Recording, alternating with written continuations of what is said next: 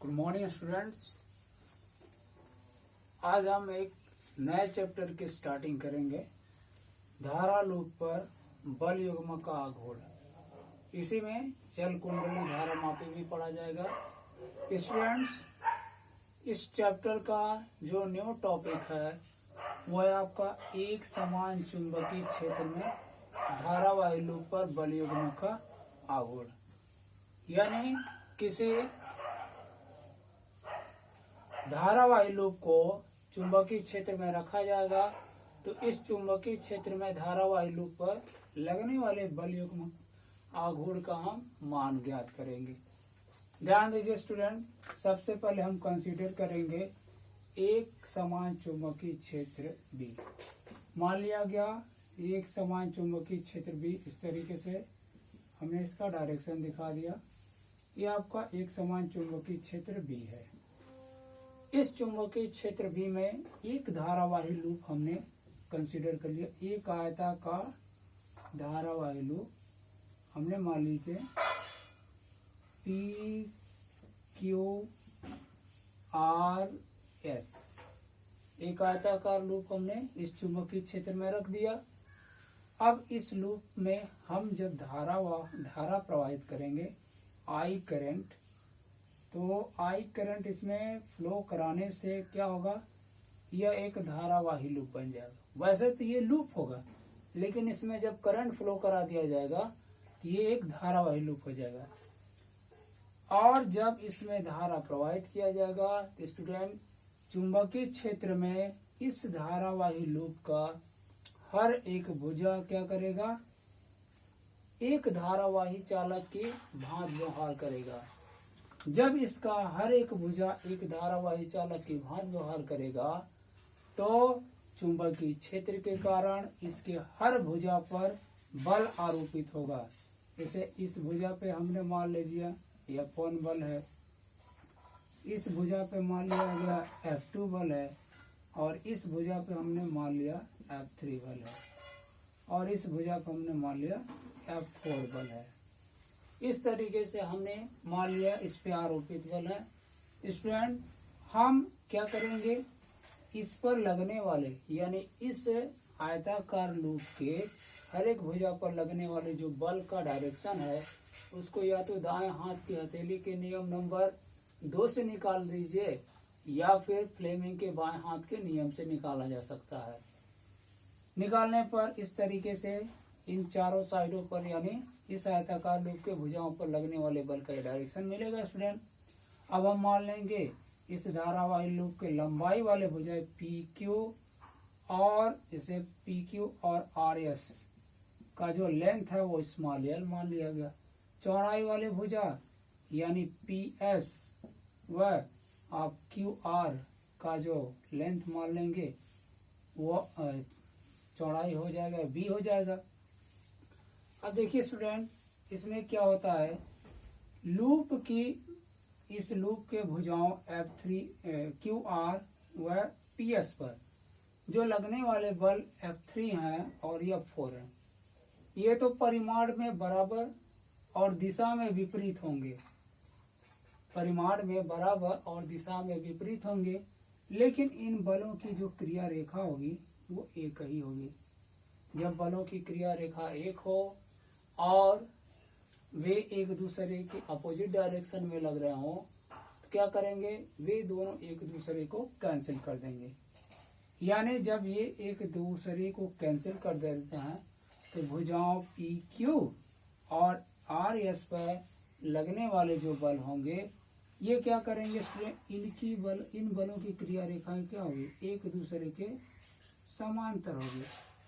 यानी ये एक दूसरे को कैंसिल नहीं करेंगे, ये क्या करेंगे, दोनों समान मैग्नीट्यूड के यानी समान परिमाण के, दिशा विपरीत है और बलों की क्रिया रेखा एक दूसरे के समांतर है। इसलिए ये F1 और F2 मिलकर के एक बल युग्म का निर्माण करेंगे, और बल युग्म का निर्माण करने के साथ साथ क्या करेंगे, इसको क्या करेंगे, मैग्नेटिक फील्ड के डायरेक्शन में ऐसे रोटेट कराएंगे। ऐसे क्या करेंगे, रोटेशन कराएंगे इसका। और जब रोटेशन कराएंगे क्या करेंगे, जो ये बल युग्म बना रहा है, इन बल युग्मों से बने बल युग्म का आघूर्ण हम निकालेंगे। तो एक डायग्राम और मैं बनाता हूँ। मान लीजिए किसी टाइम पर ये आपका जो साइड है, इस पे जो लगने वाले बल हैं इस तरीके से ये है। एक मान लीजिए अपवर्ड पे लग रहा है, एक डाउनवर्ड। ये अपवर्ड है, ये डाउनवर्ड जा रहा है। ये अपवर्ड डायरेक्शन में F1 ले जा रहा है और F2 जो है इसको डाउनवर्ड डायरेक्शन में। इस तरीके से क्या हो जाएगा, यहाँ से देखिए ये हमने एक कंसीडर कर लिया। इस तरीके से ये एंगल अगर थीटा कंसीडर कर लिया जाए, और ये क्या होगा स्टूडेंट, इस वाले बल और इस वाले बल के बीच का जो डिस्टेंस है ये b है। ये डिस्टेंस b है स्टूडेंट। कैसे, देखिए ये वाला बल यहाँ पे है और ये वाला बल यहाँ पे है, तो दोनों बीच के गैपिंग क्या है, इससे चौड़ाई वाला गैपिंग है ना। हाँ, चौड़ाई वाला गैपिंग, लेकिन लग इस तरीके से रहे कि इनके बीच का डिस्टेंस ऐसे b दिखाया गया। अब इनकी बल की क्रिया रेखा ऐसे एक की होगी, एक किधर होगा एक किधर, दोनों के बीच का जो परपेंडिकुलर डिस्टेंस है वो यही है। ऐसे अगर इसको बढ़ा दिया जाए, ये बढ़ा दें हम, क्या होगा, इन ये बलों की क्रिया रेखा ये दोनों मिल गया, बीच का परपेंडिकुलर डिस्टेंस ये हो गया। अब स्टूडेंट क्या किया जाएगा, यहाँ पे अगर इस वैल्यू को निकाला जाए तो ये वैल्यू आपका स्टूडेंट मिलेगा b sin थीटा। कैसे, ये एक समकोण त्रिभुज बन रहा है। अब ये क्या, थीटा के सामने वाला भुजा लंब है, ये कर्ण है, तो साइन थीटा बराबर क्या पढ़े हैं, लंब बटे कर्ण। पढ़ा होगा आपने, लंब बटे कर्ण। तो sine theta is equal to, हमें निकालना लंब की वैल्यू, तो लंब और बटे कर्ण की वैल्यू b है स्टूडेंट। तो लंब यानी क्या हो गया, b साइन थीटा। अगर इसको कोई नाम दे दिया जाए a b c, तो क्या होगा, ए बी की जो वैल्यू आ गई b साइन थीटा हो गई स्टूडेंट। ये मिल गया आपका। अब देखिए स्टूडेंट, इस धारावाही लूप के भुजाओं पी क्यू और आर एस पे जो लगने वाले बल होंगे, प्रत्येक भुजा पर लगने वाले बल का जो परिमाण होगा F1 is equal to F2 is equal to student I B L sine theta होता है ना। यानी जब किसी धारावाही चालक को चुंबकीय क्षेत्र में प्लेस कर दिया जाए, तो उस धारावाही चालक पर जो लगने वाला जो बल होगा, यानी किसी भी धारावाही चालक को चुंबकीय क्षेत्र में क्षेत्र की दिशा से थीटा एंगल पे अगर रखा गया, इसका लेंथ L है, तो इस पे लगने वाला जो बल होगा ये होता है आई बी एल साइन थीटा। ये हो गया। लेकिन देखिए F और B का डायरेक्शन हमेशा परपेंडिकुलर होने की वजह से जो थीटा की वैल्यू होगी वो हमेशा 90 डिग्री होगा। तो आई बी एल साइन 90 डिग्री, यानी आई बी एल साइन 90 की वैल्यू 1, ये हो जाएगा आई बी एल F1 और F2 की वैल्यू। ये हो गया स्टूडेंट, इसको इक्वेशन फर्स्ट माने स्टूडेंट। अब F1 व F2 बलों से बने बल युग्म का आघूर्ण, F1 व F2 बलों से बने बल युग्म का आघूर्ण, ये आप कह सकते हैं क्या, बल F1 यहाँ लिखेंगे, चूंकि बल F1 व F2 बल युग्म का निर्माण करते हैं, बल युग्म का निर्माण करते हैं, तथा F3 व F4 परिमाण व दिशा में विपरीत होने के कारण एक दूसरे को निरस्त कर देते हैं, परिमाण व दिशा में विपरीत होने के कारण, परिमाण व दिशा में विपरीत है स्टूडेंट, सॉरी, परिमाण व दिशा में विपरीत तथा इनकी क्रिया रेखा, ये भी लिखा जाएगा, इनकी क्रिया रेखाएं समान होने के कारण एक दूसरे को निरस्त कर देते हैं, एक दूसरे को निरस्त कर देते हैं, परंतु निरस्त कर देते हैं, इसलिए क्या होगा, आयताकार लूप PQRS पर बल F1 व F2 से बना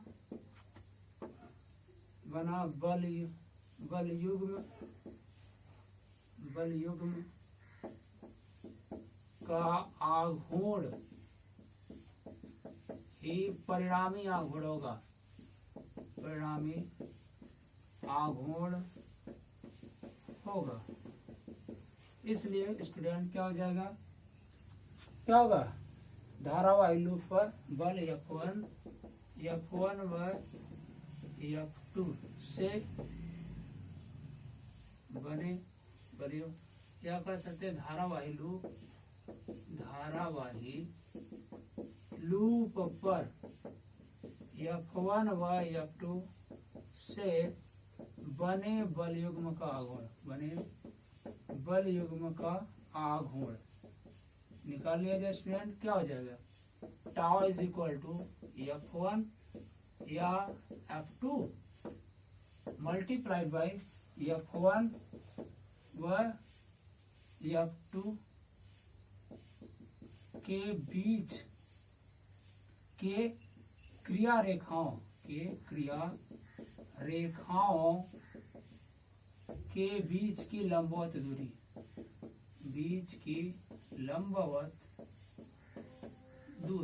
क्या हो जाएगा स्टूडेंट, ये हो जाएगा आपका, ध्यान दीजिए, F1 व F2 के बीच की लंबवत दूरी अगर निकालेंगे तो ये हो जाएगा F1 या F2 का परिमाण देखिए IBL, ये हो गया IBL, और इनके बीच की जो लंबवत दूरी हमने निकाला है ये B sin थीटा आया है।